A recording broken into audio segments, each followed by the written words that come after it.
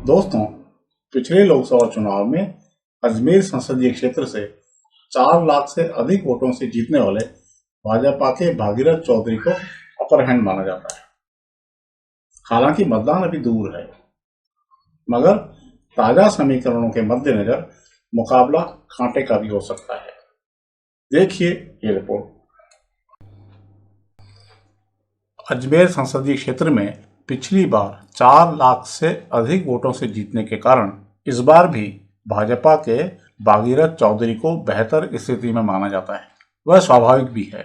समझ में आता है कि कांग्रेस के लिए 4 लाख वोटों के अंतर को पाटना बहुत मुश्किल है। बावजूद इसके बारीक समीक्षा करने वालों का मानना है कि आसन्न चुनाव पिछली बार की तरह एक तरफा नहीं है, मुकाबला कांटे का भी हो सकता है। वजह यह है कि कांग्रेस उम्मीदवार रामचंद्र चौधरी पिछली बार की तुलना में अनुकूल हालात में चुनाव लड़ रहे हैं। संयोग से भाजपा के उम्मीदवार रिपीट किए गए हैं। इस कारण समीक्षा करना कुछ आसान है। रामचंद्र चौधरी के लिए अनुकूलता का सबसे बड़ा कारण यह माना जाता है कि जिले के सभी कांग्रेसी नेता एकजुट हैं। पूर्व विधायक डॉक्टर श्री गोपाल बायती और वाजिद खान चीता कांग्रेस में लौट चुके हैं। जाट जाति से होने के कारण जाट वोट बैंक में सेंध लगाने में सक्षम हैं। इसके अतिरिक्त विशेष रूप से किशनगढ़ के कांग्रेस विधायक डॉक्टर विकास चौधरी की पकड़ भी उनके काम आएगी। दूसरी ओर पूर्व निर्दलीय विधायक सुरेश टाक, जिला प्रमुख श्रीमती सुशील कुमार पलाड़ा और युवा भाजपा नेता भंवर सिंह पलाड़ा की भाजपा में वापसी का लाभ भागीरथ चौधरी को मिलेगा।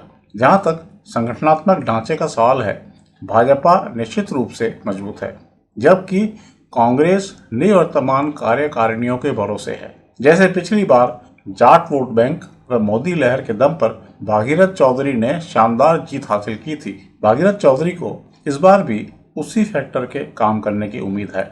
उनके पास उपलब्धियां गिनाने के नाम पर कुछ खास नहीं है। इस बार फर्क इतना है कि कांग्रेस ने भी जाट उम्मीदवार मैदान में उतारा है और मोदी लहर की प्रचंडता पहले जैसी नजर नहीं आती। हाँ, अंडरकरंट का आकलन करना तनिक कठिन है।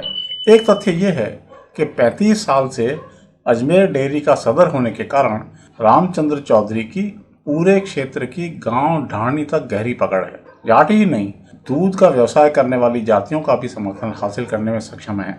कुशल रणनीतिकार आरटीडीसी के पूर्व चेयरमैन धर्मेंद्र सिंह राठौड़ उनके सारथी बने हुए हैं।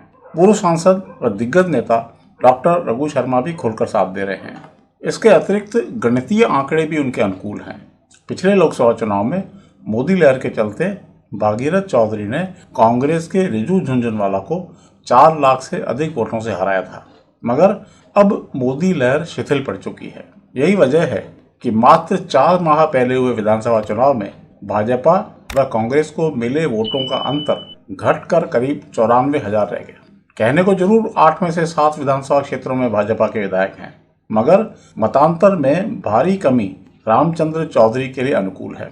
साधन संपन्नता की भी कोई कमी नहीं है। सब जानते हैं कि रामचंद्र चौधरी भीड़ जुटाने में सिद्धहस्त हैं, मगर वह वोट में कितना तब्दील होगी, इसका आकलन कठिन हो सकता है। इस बार भाजपा उम्मीदवार भागीरथ चौधरी को 2 बार विधायक रहने और 1 बार सांसद होने की एंटी इनकम्बेंसी का सामना करना पड़ सकता है, जबकि रामचंद्र चौधरी फ्रेश हैं, उनके प्रति कोई पूर्वाग्रह नहीं है। मोटे तौर पर भले ही भागीरथ चौधरी को अपर हैंड माना जाए, मगर हाल ही विधानसभा चुनाव में किशनगढ़ में तीसरे स्थान पर रहने के कारण उनके मनोबल में कमी आंकी जा रही है।